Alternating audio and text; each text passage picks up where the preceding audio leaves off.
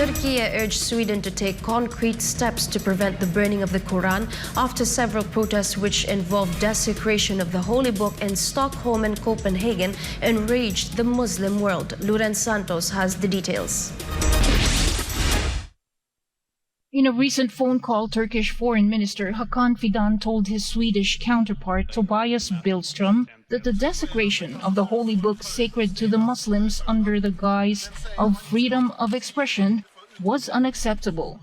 Fidan also strongly condemned the surge in attacks surrounding Quran and said Turkiye is in serious discussions with Muslim countries and with nations allowing such incidents to happen. Both foreign ministers also discussed Sweden's membership application, set to be discussed in the Turkish parliament when it reopens in October.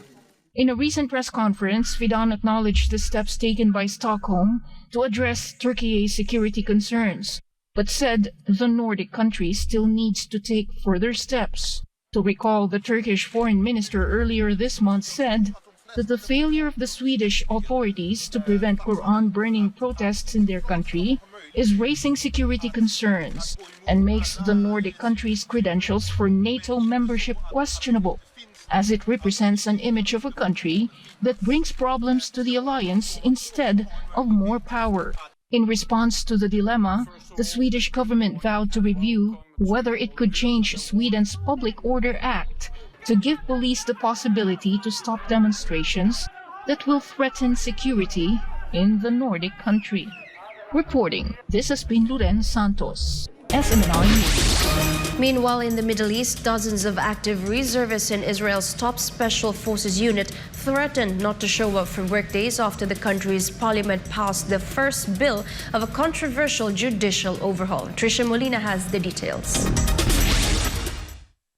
Nearly 170 active reservists in Israel's top special forces unit said they will no longer volunteer for service as protests over the government's plan to overhaul the country's judiciary rippled within the Israeli society and the military. Letters signed by thousands of reservists over the last 7 months have up to now mostly remained threats. But this week, the situation could possibly take a different turn after 161 Air Force personnel announced they will stop their service once the legislative changes will push through. As the crisis deepens, the Israel Defense Forces Chief of Staff Herzi Halevi reminded the protesting reservists of the great responsibility assigned to the military, no other than protecting the state of Israel and its civilians. אתמול היה יום של שיא בעוצמות המחלוקת בחברה הישראלית.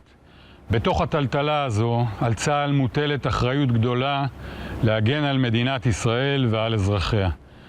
ימי מחלוקת ומשבר דורשים להדגיש את המשותף והמאחד. משימת ההגנה על המדינה היא המחויבות העמוקה שלנו.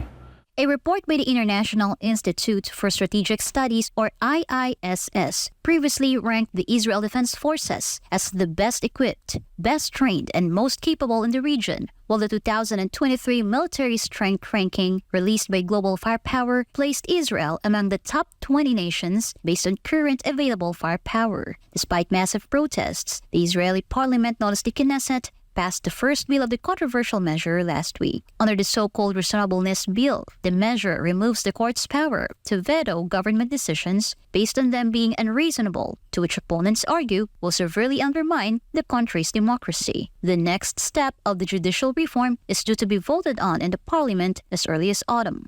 Reporting for Newsline World, this has been Trisha Molina, SMNI News. A week after the Israeli government passed the controversial judicial reform bill, leader of the opposition Yair Lapid demanded the legislation be frozen for 18 months or until 2025 as a precondition to resume negotiations with the coalition. But as Lapid clarified, this would require a 2/3 majority. Monday last week, the bill passed its third and final reading with 64 votes in favor and 0 against, following 30 long hours of debate in the Knesset. Under the reasonableness bill, the review of government decisions would be limited. The Yesh Atid party leader announced that they will appeal to the Supreme Court the law recently passed by the government. Wednesday last week, Israel's highest court said it would review legal challenges to a divisive new law that weakens its power. Civil society groups also filed petitions asking the Supreme Court to strike down the said recently enacted law. Protesters took to the streets for the 30th consecutive week, demonstrations to oppose the controversial bill.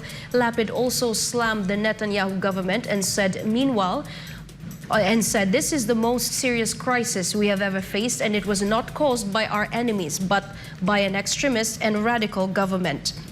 Meanwhile, on Monday, July 31st, Lapid said joining the Netanyahu government would ruin Israel rather than save it if his party was to join Likud.